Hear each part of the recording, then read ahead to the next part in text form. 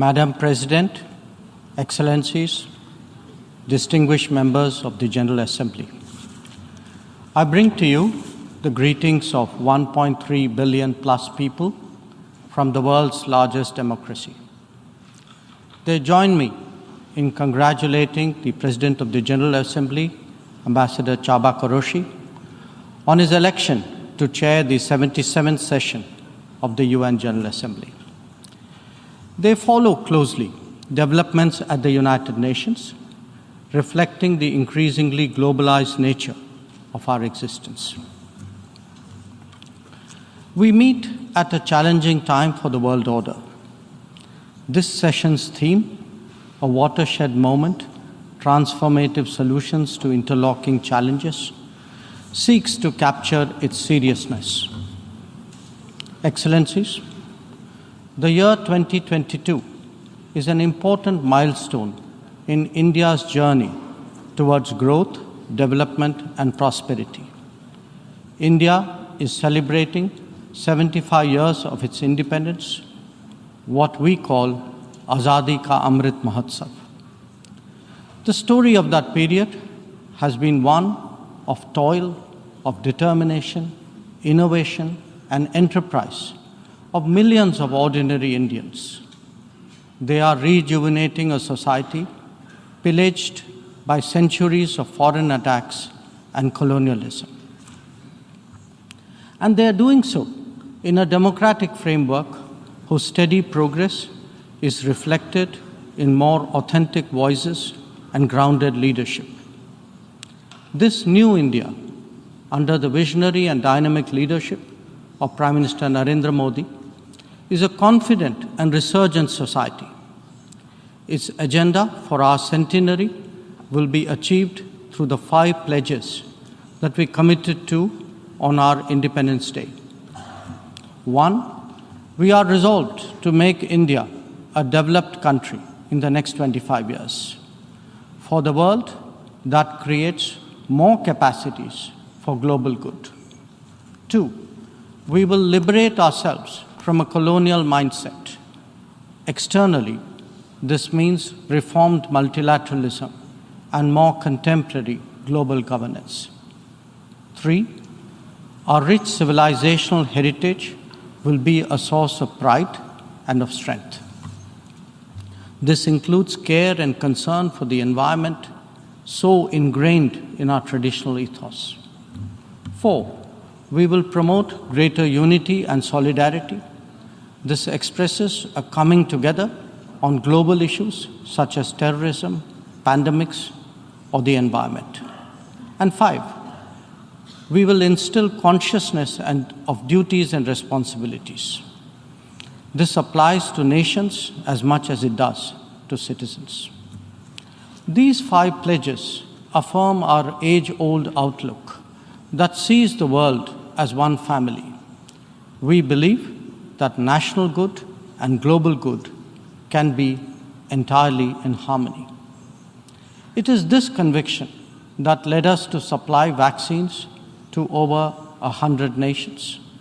Similarly, our evacuation operations in HADR situations always had room for other nationals in distress. Even as we meet our own development targets, India offers partnerships to our brothers and sisters in Asia, in Africa, and Latin America. And we do so based on their needs and their priorities.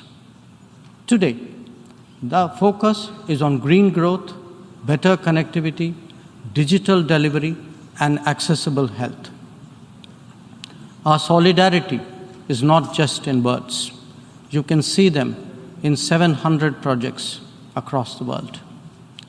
Madam President, even while India contributes to global betterment, we recognize the sharp deterioration in the international landscape. The world is already struggling with challenges of post-pandemic economic recovery. The debt situation of the developing is precarious.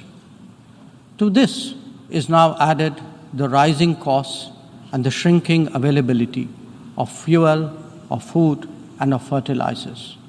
These, along with trade disruptions and diversions, are among the many consequences of the Ukraine conflict. The Indo-Pacific, too, witnesses fresh concerns about its stability and its security. And climate events have added an overlay on these mounting anxieties. As we saw in the case of the COVID pandemic, the South will be the most impacted, even if the immediate causes are well beyond. It is imperative that global conversations recognize this deep unfairness. The inequity of vaccine distribution should not be replicated in other domains. Madam President, as the Ukraine conflict continues to rage, we are often asked, whose side are we on? And our answer each time is straight and honest. India is on the side of peace and will remain firmly there.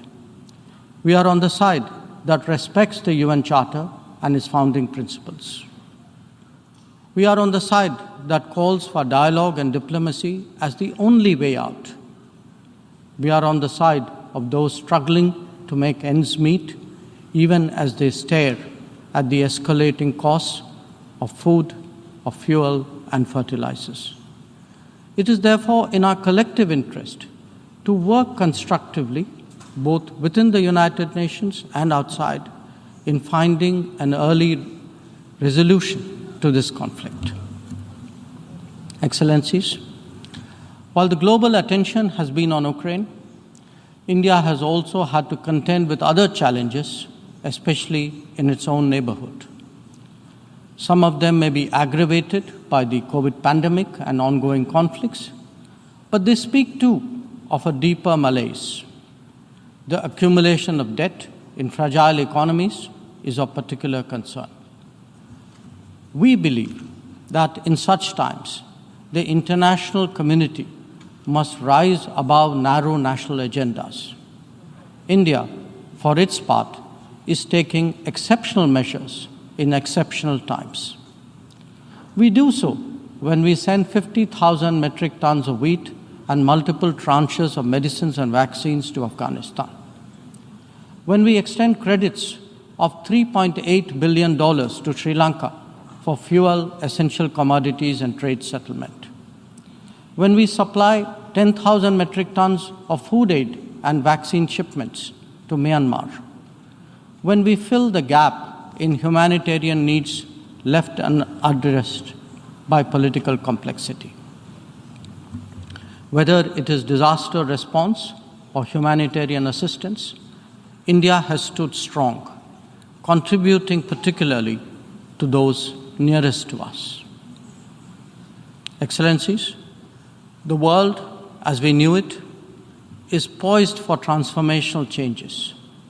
It has been impacted in recent times by a succession of shocks, each of them significant by itself.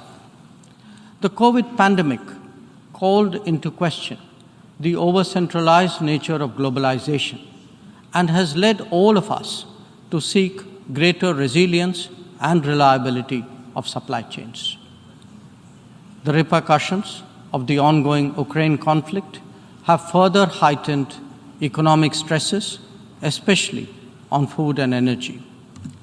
Climate events have added to disruption that the world is already facing.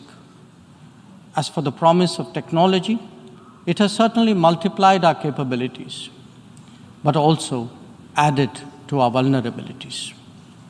Trust and transparency are legitimate expectations of a more digitized world. The quest to create a better global order would necessarily have to address all these issues. Among them, some are clearly more existential in nature and necessitate intense coordination by the international community. Climate action and climate justice are particularly noteworthy in this respect. In their pursuit, India has worked with partners on the International Solar Alliance, the One Sun, One World, One Grid initiative, and the Coalition for Disaster Resilient Infrastructure. We stand ready to support any collective and equitable endeavor to protect our environment and to further global wellness. Lifestyle for environment, or LIFE, as declared by Prime Minister Narendra Modi in Glasgow on the sidelines of COP26, is our homage to Mother Nature. India remains deeply committed to fighting climate change under the UNFCCC and the Paris Agreement. We do so on the principle of common but differentiated responsibilities and respective capabilities in the light of different national circumstances. We have announced our updated nationally determined contributions after COP26. Excellencies, India's steadfast commitment to South-South cooperation is by now well established and well recognized. Our approach is based on principles of mutual respect and national ownership, with a commitment to sustainable development for all. As we begin the G20 presidency this December, we are sensitive to the challenges faced by developing countries. India will work with other G20 members to address serious issues of debt, of economic growth, food and energy security, and particularly of environment. The reform of governance of multilateral financial institutions will continue to be one of our core priorities. Madam President, India would be completing its tenure as a member of the Security Council this year. In our term, we have acted as a bridge on some serious but divisive issues confronting the Council. We have also focused on concerns such as maritime security, peacekeeping, and counterterrorism. Our contributions range from providing technology with a human touch to ensuring safety and security of UN peacekeepers. As the chair of the Counterterrorism Committee this year, India would be hosting its special meeting in Mumbai and New Delhi. I invite all member states to participate in it. We need to create a global architecture that responds to the new tech tools deployed against open, diverse, and pluralistic societies. Having borne the brunt of cross-border terrorism for decades, India firmly advocates a zero-tolerance approach. In our view, there is no justification for any act of terrorism regardless of motivation, and no rhetoric, however sanctimonious, can ever cover up bloodstains. The United Nations responds to terrorism by sanctioning its perpetrators. Those who politicize the UNSC 1267 sanctions regime, sometimes even to the extent of defending proclaimed terrorists, they do so at their own peril. Believe me, they advance neither their own interests nor indeed their reputation. India has always espoused a cooperative, inclusive, and consultative approach to international relations. We believe that multipolarity, rebalancing, fair globalization, and reformed multilateralism cannot be kept in abeyance. The call for reformed multilateralism, with reforms of the Security Council at its core, enjoys considerable support among UN members. It does so because of the widespread recognition that the current architecture is anachronistic and ineffective. It is also perceived as deeply unfair, denying entire continents and regions a voice in a forum that deliberates their future. India is prepared to take up greater responsibilities, but it seeks, at the same time, to ensure that the injustice faced by the Global South is decisively addressed. Our call is to allow serious negotiations on such a critical matter to proceed sincerely. They must not be blocked by procedural tactics. Naysayers cannot hold the IGN process hostage in perpetuity. In these turbulent times, it is essential that the world listens to more voices of reason and experiences more acts of goodwill. India is willing and able on both counts. We believe and advocate that this is not an era of war or of conflict. On the contrary, it is a time for development and for cooperation. Madam President, in the past, this august assembly has served as a meeting point of views and as a catalyst for action. It is vital that we continue to believe in the promise of diplomacy and the need for international cooperation. Therefore, Madam President, let us strive to return to the course of seeking peace, progress, and prosperity. I thank you.